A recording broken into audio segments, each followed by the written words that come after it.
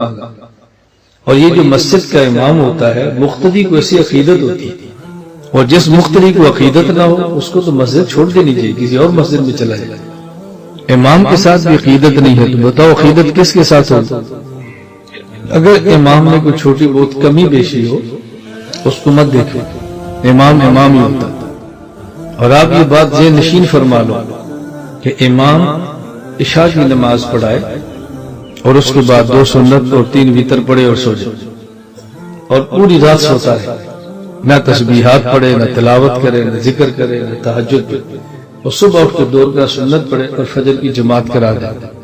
اور اس کے پیچھے کا جو مقتدی ہے وہ عشاء کے فرض پڑھے، پھر سنت پڑھے، پھر نفل پڑھے، پھر پوری رات کھڑے ہو کے قرآن کی تلاوت کرے، پوری رات، اور پوری رات 1 کروڑ روپیہ صدقہ کر دے، اور صبح پھر امام کے پیچھے نماز پڑھے۔ اللہ کی قسم امام اس سے پھر بھی افضل، یہ مولانا صاحب پھر بھی اس سے اعلیٰ۔ میری عادت ہے میں کوئی بات بغیر دلیل کی نہیں کرتا۔ اس کے اعلیٰ ہونے کی وجہ کیا ہے؟ دیکھو ایک فرض نماز کی اہمیت کتنی ہے۔ اگر کوئی شخص ایک فرض نماز کو پڑھے اور وقت گزار کے پڑھے، وقت گزار کے پڑھے، تو پوری زندگی انسان نوافل پڑھتا رہے، یہ جو وقت گزار کے نماز پڑھی ہے اس کا تدارک نہیں ہو سکتا۔ اس کا معنی یہ ہے کہ 2 رکعت فرض یہ عمر بھر کے نفلوں سے افضل ہے۔ آدمی اگر 2 رکعت فرض پڑھ لے اور ایک طرف 2 رکعت فرض نہ پڑھے، اور آدمی 2 لاکھ نفل پڑھ لے تو 2 رکعت فرض کی برابری نہیں ہو سکتی۔ تو فرض کتنے اعلیٰ ہوتے ہیں، فرض کا مقام کتنا زیادہ ہے۔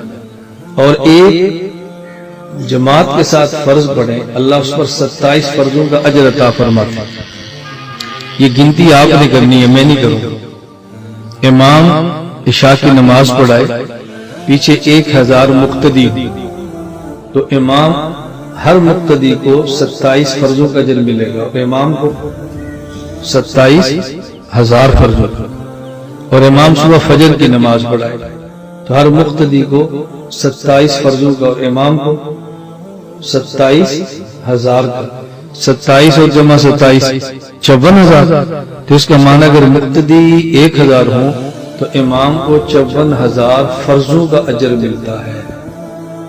54,000، اور مقتدی کیا کر رہا ہے؟ نفل۔ پوری رات نفل پڑے گا تو کتنے پڑھ لے گا؟ 1 کرب بھی صدقہ کر لے تو نفل ہی ہوگا نا، اور امام کو 54,000 فرضوں کا اجر مل رہا ہے۔ اس لیے اگر امام صاحب خراٹے مار کے سوتے بھی رہے نا، اور یہ حاجی صاحب کھڑے ہو کے عبادت بھی کرتے رہے، امام کے برابر نہیں ہو سکتے۔ اس لیے اپنی اوقات ذہن میں رکھا کرو کہ میری حیثیت کیا ہے، میری عبادت کیا ہے۔ جب یہ دماغ بنا لیں گے تو پھر مولانا سے کبھی نفرت آپ کو نہیں ہوگی۔ خیر میں نے عرض کیا پیغمبر